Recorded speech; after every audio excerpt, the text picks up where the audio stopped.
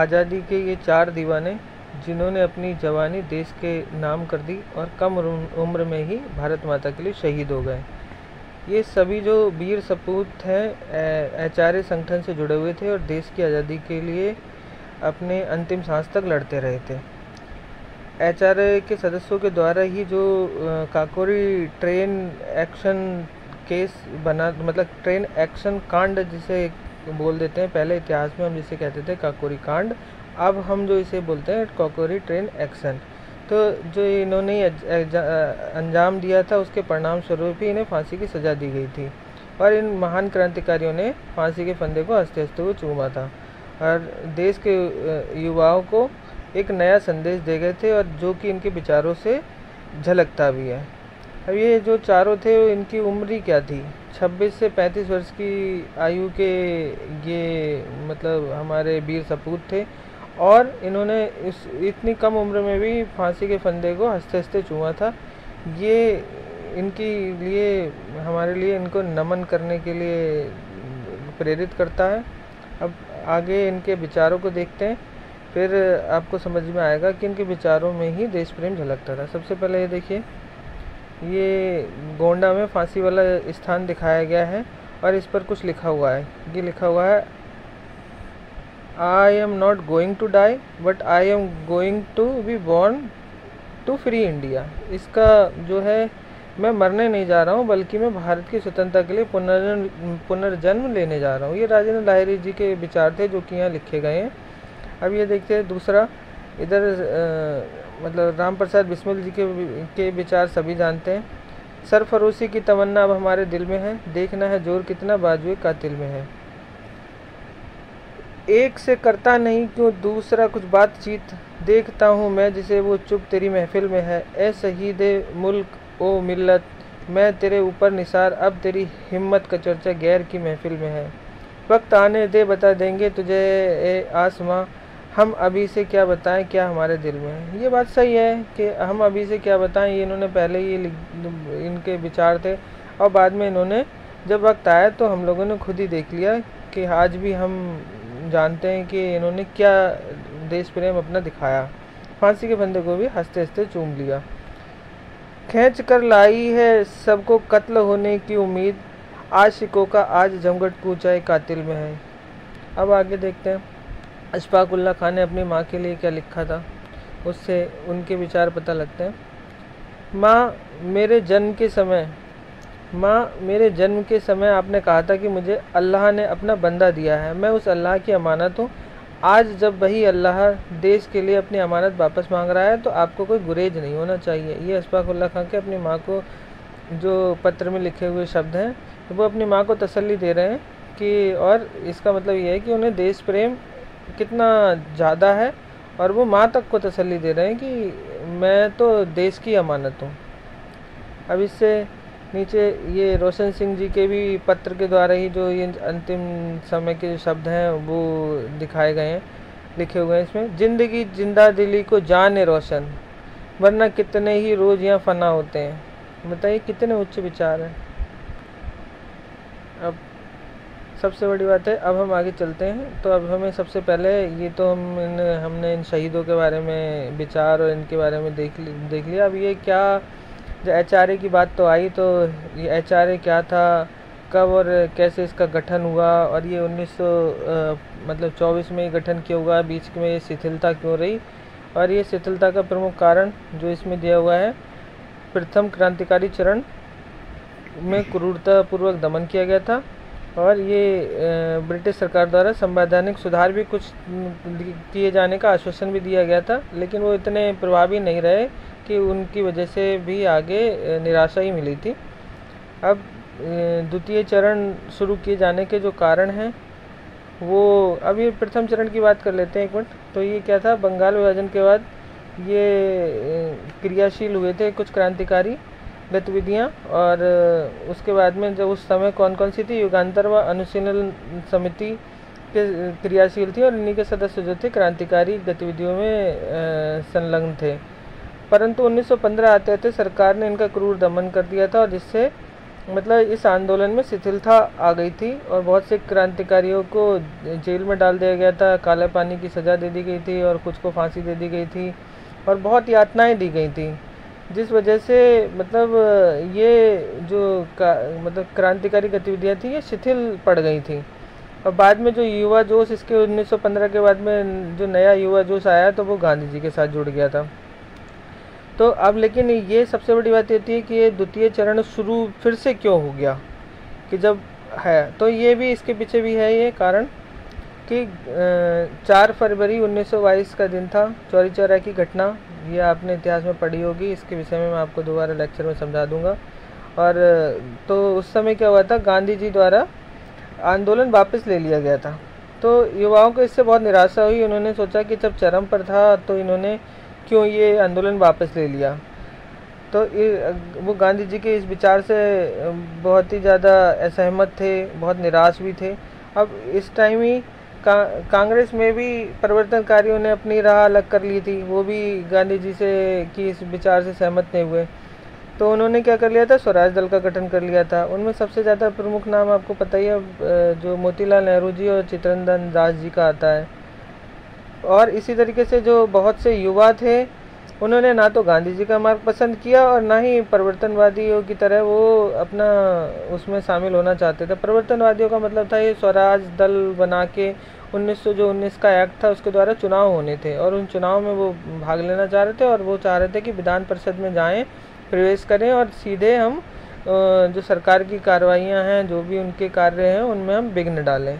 तो और अब परिवर्तनकारी थे, वो ये नहीं चाहते थे कि मतलब इस तरीके से हम कुछ करें, हम जैसा पहले से करते आ रहे हैं हम वैसे ही करते रहेंगे।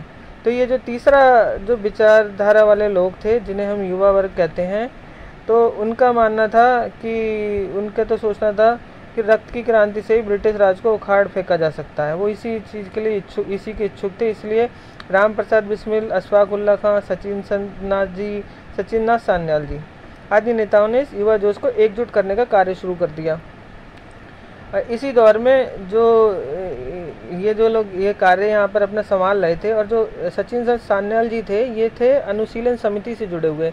इन्होंने प्रथम क्रांतिकारी जो समय था उस समय भी एक्टिव रहे थे और इनका जो अनुभव था ये हमारे नए युवा जोश के काम आने वाला था बहुत। इसीलिए जो इसी समय लाला हरदयाल जी थे जो प्रथम चरण में बहुत ज़्यादा सक्रिय रहे थे और अमेरिका में गदर पार्टी से की स्थापना से संबंधित माने जाते हैं। और इन्हें हम बहुत अच्छी तरीके से जो प्रथम है उसमें क्रांतिकारी गतिविधियां थी उसमें हम इन्हें अच्छी तरीके से पढ़ेंगे। उसको भी मैं आपको कुछ एक सीरीज़ बनाऊंगा, उसमें बता दूंगा पूरा इनका अनुशीलन समिति और युगांतर समिति और ये जो गदर पार्टी वगैरह के बारे में। अभी हम इसी टॉपिक पे चलते हैं, आगे बढ़ते हैं। तो इन्होंने जो लाला हरदयाल जी ने किया संपर्क किससे, राम प्रसाद बिस्मिल जी से, और उनको पत्र में लिखकर कहा कि आगे के दिशा निर्देश दिए और तभी बिस्मिल जी ने भी उनका आशीर्वाद लिया और उन्होंने उन्हीं के कहे अनुसार सचिन नाथ सान्याल जी और योगेश चंद्र चटर्जी से मिलने इलाहाबाद में पहुँचे और वहीं पर उन्होंने एचआरए का उनसे मिलकर एचआरए का संविधान का मसौदा तैयार किया। तो ये जो मसौदा तैयार किया था यही क्या था, एचआरए का विधान बना, मतलब यानी कि जो था क्रांतिकारी या जिसे रिवोल्यूशनरी कहा जाता है और इसी को हम पीला पर्चे के नाम से जानते हैं, पीला पर्चा। तो उसमें इनके चीज़ें लिखी हुई थी कि हमें क्या क्या करना है और वो उसमें गांधी जी के बहुत ही खिलाफ शब्द लिखे हुए थे। उनको गांधी जी की विचारधारा पसंद नहीं थी और ये सीधे सीधे शब्दों में सरकार से टक्कर लेना चाहते थे। इन्होंने अपनी जो सोच थी वो लिख दी थी और वो सोच क्या थी वो यहाँ से आपको पता लगेगा। ये क्रांतिकारी मार्ग पर चलकर सरकार को भयभीत करना चाहते थे और हर वो प्रयत्न करना चाहते थे, चाहे उसमें बम चलाना पड़े, चाहे गोली चलानी पड़े, चाहे जो सरकार के पिछलग्गू थे और जो उनको खबरी थे उनको भी अगर उन्हें रास्ते से हटाना पड़े, चाहे वो भारतीय हो तो वो हटाएंगे। और भारत को एक गणतंत्र, जो ये एचआरए में लिखा है ना, हिंदुस्तान रिपब्लिक एसोसिएशन, यानी कि रिपब्लिक का मतलब ये गणतंत्र, तो वे गणतंत्र के रूप में भारत को देखना चाहते थे और भारत को राज्यों का संघ बना के ये चाहते थे प्रांतों को भी पूर्ण स्वतंत्रता मिले। वयस्क मतदान के समर्थक थे क्योंकि उस समय सीमित मतदान हुआ करता था, तो ये वयस्क मतदान के समर्थक थे। शोषण के पूरी तरीके से विरोधी थे क्योंकि ये ये समाजवादी विचारधारा से थे और ये मजदूर और उनको क्या नाम है, मजदूर वर्ग और किसान वर्ग का समर्थन करने वाले थे। और इनका जो आचार्य की जो कार्यशैली थी वो क्या थी, क्रांतिकारियों की भर्ती करना और प्रशिक्षण देना, उन्हें धन और हथियार उपलब्ध कराना, क्रांतिकारी घटनाओं को अंजाम देना, ये सब उनके विधान में था।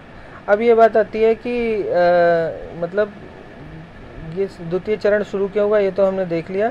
अब ये सचिन सान्याल के नेतृत्व में इसका वास्तव में गठन कब हुआ था, वास्तविक गठन क्या हुआ था, ये अक्टूबर 1924 में।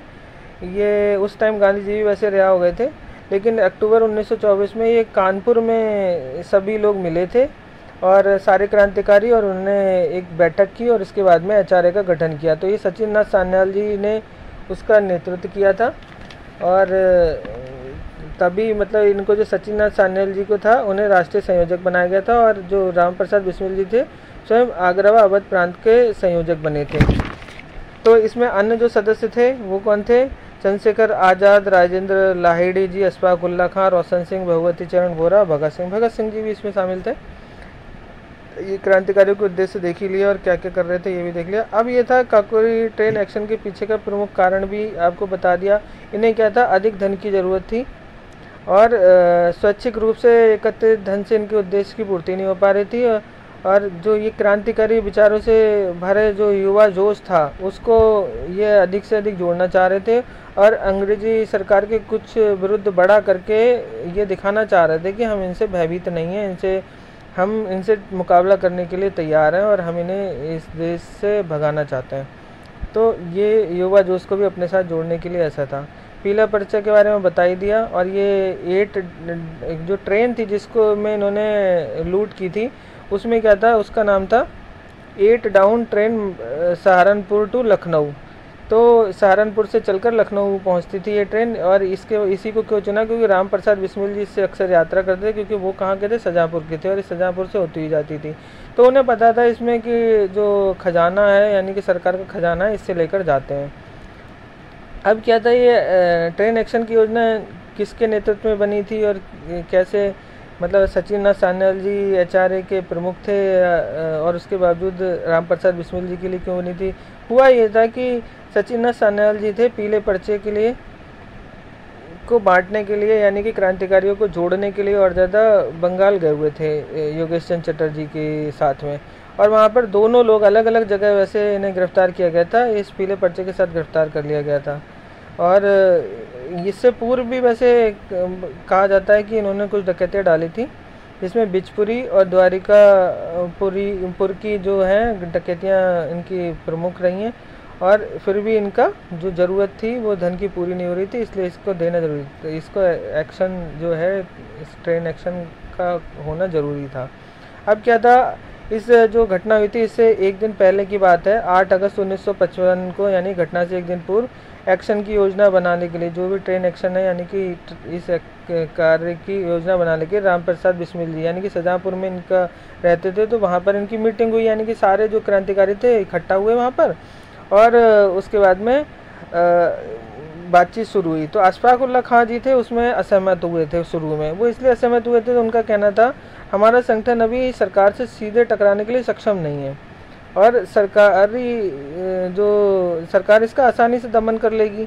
लेकिन राम प्रसाद बिस्मिल जी ने उन्हें सहमत कर लिया। उन्होंने कहा ऐसा हमारे लिए करना ज़रूरी इसलिए है क्योंकि युवा जोश को हमें जोड़ना ज़रूरी है, और जब हम कुछ बड़ा करके दिखाएंगे तभी हम सरकार के खिलाफ कुछ करेंगे, और कुछ बड़ा करके दिखाएंगे तभी हमारे साथ ये नया युवा जोश जुड़ेगा, और हमें धन की ज़रूरत भी है। तो अशफाक उल्ला खां जी बाद में इनकी बात से सहमत हो गए थे और इस योजना में शामिल हो गए थे। अब ये जो 8 डाउन ट्रेन थी, ये मैंने बताया सहारनपुर से लखनऊ की तरफ जाती थी, और लखनऊ से एक स्टेशन पहले, लगभग थोड़ा पहले ही, काकोरी स्टेशन था, काकोरी स्थान था, वहाँ पर इन्होंने चढ़ तो पहले ही गए थे, और बाद में इन्होंने चैन खींच के वहाँ पर मतलब ये गाड़ी को रोक लिया और लूट को अंजाम दिया। तो इस लूट में कितने लोग, इस कांड में कितने लोग सदस्य साथ में थे, 10 सदस्यों ने इस घटना को अंजाम दिया था। अब इस 10 लोग कौन थे, प्रमुख तो आपको पता ही है, 4 लोग जिनको फांसी की सज़ा मिली थी, ये राम प्रसाद बिस्मिल, राजेंद्र लाहिड़ी, अशफाक उल्ला खां और रोशन सिंह।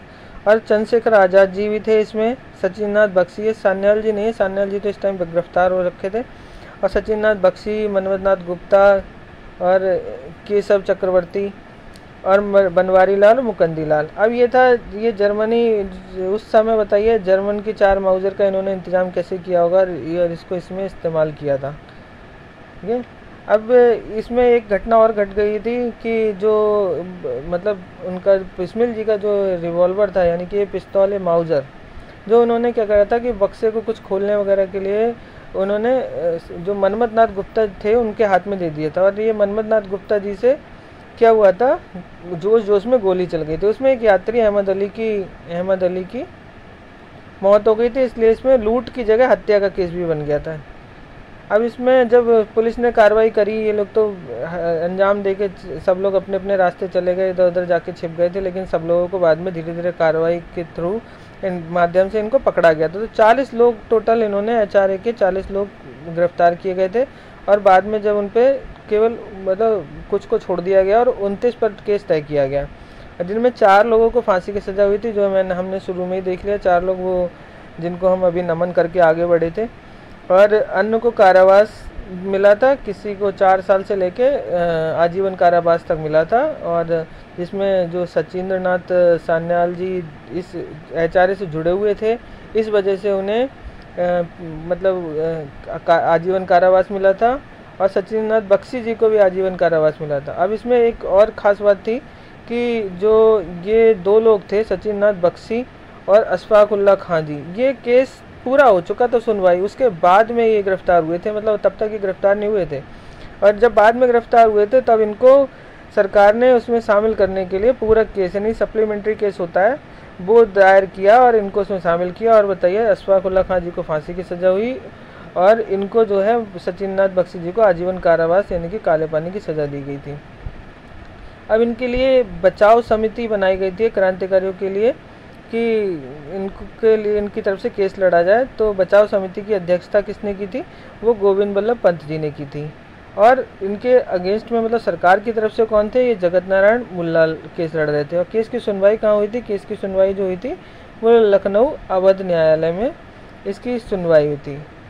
ठीक है। अब जो इससे आगे की बात होती है, इस पर भी एक प्रश्न बनता है ये कि मतलब वैसे 19 दिसंबर इन लोगों की 19 दिसंबर 1927 में इनकी जो फांसी की तारीख निश्चित की गई थी, लेकिन जो राजेंद्र लाहिरी जी थे उनको 17 दिसंबर को, यानी कि 2 दिन पहले ही फांसी दे दी गई थी। अब इनको कहाँ कहाँ फांसी दी गई थी ये भी आ जाता है। राजेंद्र लाहिरी जी इनको गोंडा जेल में, राम प्रसाद बिस्मिल जी को गोरखपुर, इनको गोरखपुर जेल में फांसी दी गई थी।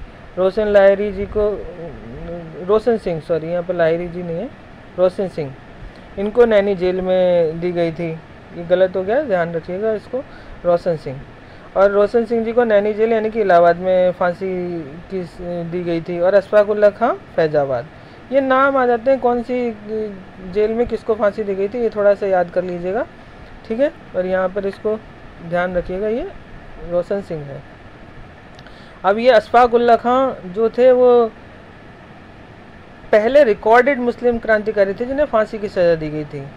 रिकॉर्डेड मतलब इन्हें इतिहास में जो देखा जाता है तो रिकॉर्डेड मतलब जिनको हम लोग को की जानकारी में आता है कि कहीं जिनके बारे में लिखित साक्ष्य मिले हैं। तो ये पहले रिकॉर्डेड मुस्लिम क्रांतिकारी थे जिन्हें फांसी की सज़ा मिली थी, ये भी एक खास बात है।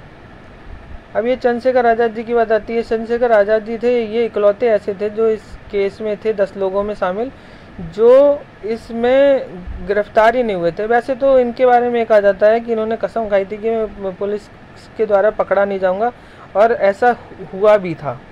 ये इस केस में भी नहीं पकड़े गए थे, पुलिस इन्हें पकड़ ही नहीं पाई थी। और उसके बाद में भी एक जब 27 फरवरी 1931 में इनको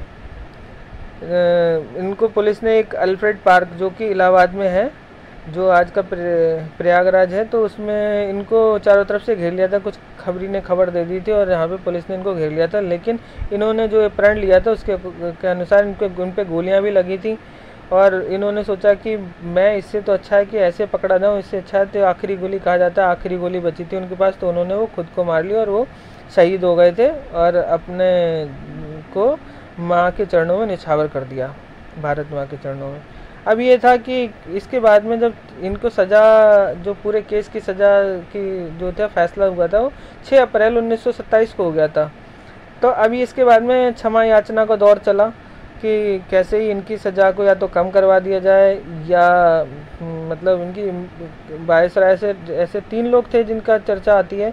एक ठाकुर मंजीत सिंह थे, ये केंद्रीय विधान परिषद में इन्होंने एक प्रस्ताव रखा था कि फांसी की सज़ा को इन्होंने कारावास में बदलने के लिए वायसराय के पास एक प्रस्ताव रखा था, तो उन्होंने अस्वीकृत कर दिया। ऐसे मदन मोहन मालवीय जी ने एक शिष्टमंडल भेजा था वायसराय के पास, वो भी अस्वीकृत कर दिया गया था। बैरिस्टर मोहन लाल सक्सेना जी ने जो है प्रीवी काउंसिल जो थी इंग्लैंड में, उसके पास अपनी क्षमा याचना इनके लिए क्षमा याचना के लिए प्रस्ताव भेजा था, वहाँ भी निरस्त कर दिया गया था। तो इनकी कहीं सुनवाई नहीं हुई थी। अब आगे देखते हैं, ये टाइमलाइन है एक, और इस टाइमलाइन के अनुसार अक्टूबर 1924 में एचआरए का गठन कहाँ हुआ, कानपुर में, और 9 अगस्त 1925 को ये काकोरी ट्रेन एक्शन हुआ, और 6 अप्रैल 1927 को केस का फैसला हुआ था, और 17 दिसंबर को राजेंद्र लाहिरी जी को फांसी दी गई थी, और इसी में आगे 19 दिसंबर को राम प्रसाद बिस्मिल, अशफाकुल्ला खान और रोशन सिंह जी को फांसी दी गई थी। तो इस तरीके से ये पूरी घटनाओं के बारे में आपने पढ़ा, और ये इस पे जो क्वेश्चंस बनते हैं ये लगभग इस टॉपिक से सारे क्लियर हो गए होंगे। और अगर आपको ये वीडियो पसंद आया हो तो लाइक करिएगा और शेयर करिएगा, और बाकी सब्सक्राइब भी कर दीजिएगा, जिससे आगे से आगे मैं और अच्छे वीडियो बना सकूं। ये मेरा इतिहास का, भारतीय क्रांति इतिहास का पार्ट में एक भारतीय क्रांतिकारियों का द्वितीय चरण को लेते हुए मैंने एक सीरीज़ शुरू की है, जिसका अभी पार्ट 1 है। इसी तरीके से आगे आपको मैं इसी के आगे के जो HSRA का गठन होगा उससे संबंधित, और सूर्य सेन जी का जो गतिविधियां हैं, वो सब चीज़ों के बारे में आगे मैं पार्ट 2 पार्ट लेके आता रहूँगा। और धन्यवाद, जुड़े रहिएगा।